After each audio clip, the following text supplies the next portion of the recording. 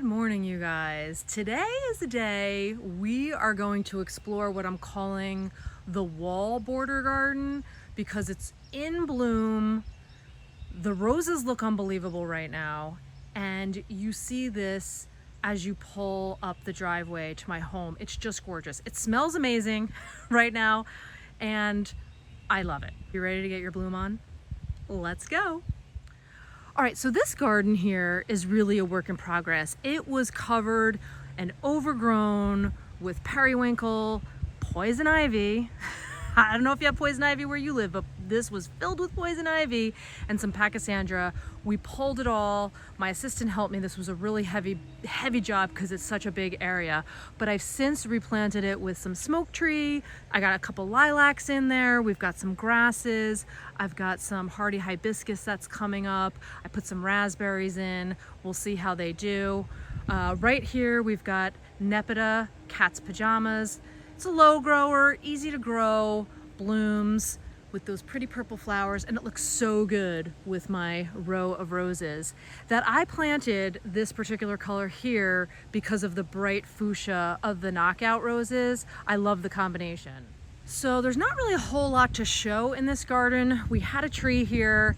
It was huge, it was dead, and it needed to come down. We were concerned it was gonna fall on our house, so we took it down and we're left with a little bit of a mess. Yes, it would be good to remove this stump, but I just didn't want any more trucks coming in here because when they took that tree down, they made such a mess of the grass and the driveway. I just didn't want to deal with it. So I think I'm gonna plant around it and kind of hide it over the years. May even put a statue on it. I don't know. But I do want to add some specimen trees in here, some evergreens to add a little bit more conical interest and give your eye like a place to rest as it scans the gardens. And I do want to put some sort of a ornamental weeping tree, maybe like a weeping cherry or something here. I think that would look really pretty too. But really, the garden that I want to show you is the wall garden, because the shrubs, the roses, the alliums, it's quite a combination. Everything is blooming so beautifully, and you've got to see it up close. All right, so a little background. When we first moved in here, there was I'm gonna say it was ugly. It was ugly. It was this black branch statue. It was a branch though, but it was like mounted onto the wall, and it was creepy. It was so creepy looking.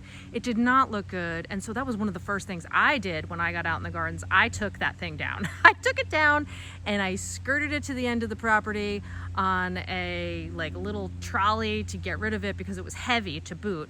And after taking it down, I decided I wanted to plant knockout roses. Now, I had these same knockout roses in my former garden. I loved how they performed. I loved how they looked. And I thought that bright pink would look really good with the house and the wall and the fence, the surrounding gardens. So I added about 11 knockout roses to this garden. We did have some dead shrubs in here that we had to pull. I know there was a dead St. John's wort and a couple of other ones. So, but there are some hydrangeas in here that are just starting to leaf out. And as you can see, my spring bulb foliage, daffodils and tulips, they are not looking so hot, but you gotta leave them because in order for them to bloom next year, you gotta leave that foliage until it totally browns out. So I'm leaving it there for the time being. It doesn't look very good, but let's just appreciate the rest of the flowers because it's gorgeous. And it smells so good here too. Between the roses and the viburnum, really smells wonderful. One of my favorite combinations for spring are Globemaster alliums with roses. It looks so beautiful. Every spring, I love the combination. I have another combination of alliums with Atlas roses in the potager. Looks really beautiful. I'll have to show you that as well. But if you are looking for a pretty spring combination, that's a good one to try. I've always wanted to grow Ninebark, but I did not have the space in my former garden. And let me tell you, it's unbelievable. Look at that foliage and those beautiful flowers. It adds so much interest throughout the entire growing season, and I really love it with the combination of the viburnum. This is Arrowwood Viburnum. Really beautiful combination. Birds they live in the shrubs and the trees. Like this is the spot for them. They love it. I love this plant. I am thrilled that it was here. Like I said, I wanted to grow it in my former garden. I just did not have the growing space because it's kind of a big shrub. I mean, it grows to be about 6 feet tall and maybe 8 feet wide, I'd say. If I'm looking at this hasn't been pruned back or anything. So I just didn't have the space in my former garden. I had the sunlight, but not the space.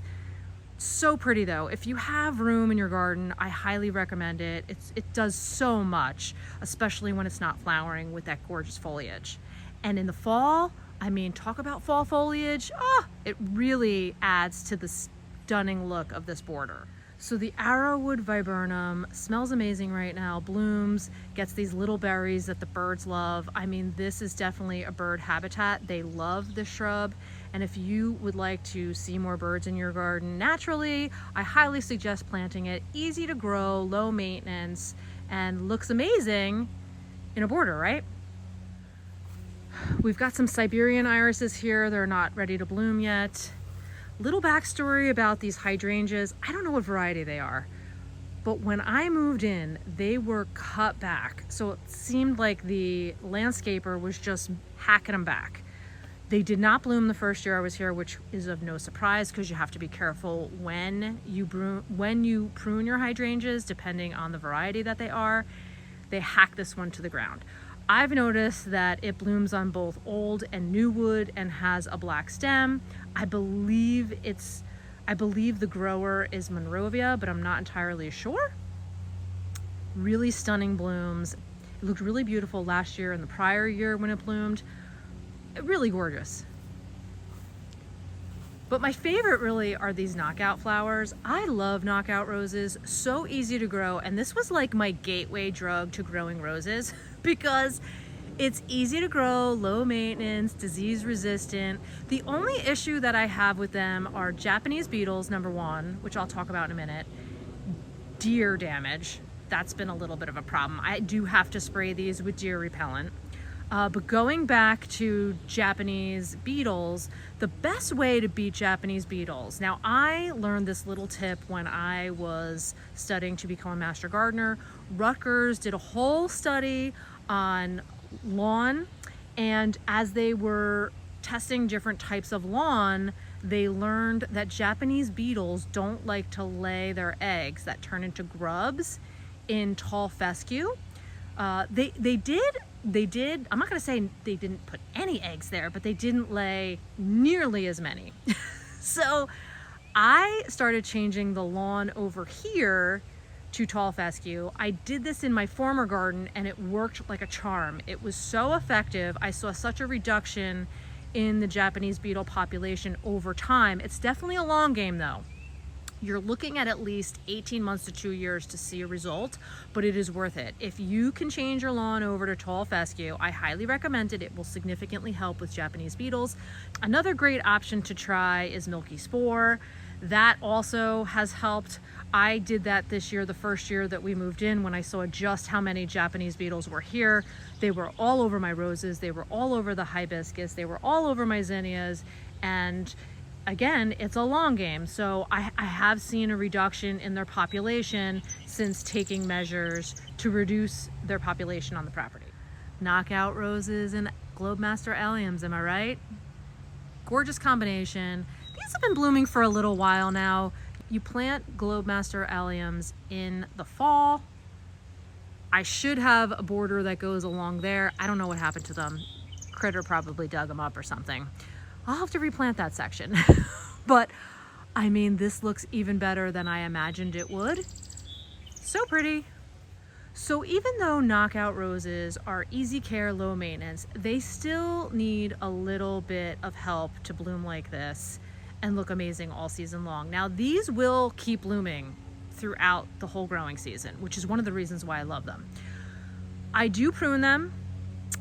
I prune them lightly because I wanted them to grow bigger.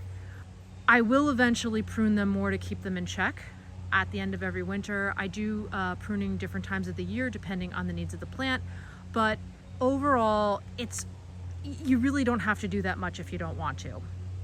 But one thing that you do need to do is you need to fertilize them. It's so important. If you want to get blooms like this, like armloads of blooms, you've got to fertilize them. And I've, over the years, played around with a bunch of different fertilizers for roses. And what I have found works really well with my blooms, where I get lots of flowers like this, is using Espoma Rose Tone.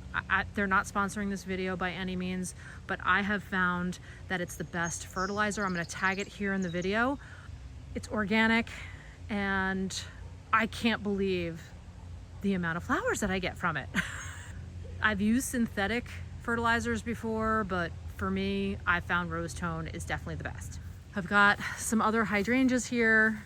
Again, those are the black stem, ever blooming varieties. I planted some salvias here. We've got a creeping phlox, some more knockouts.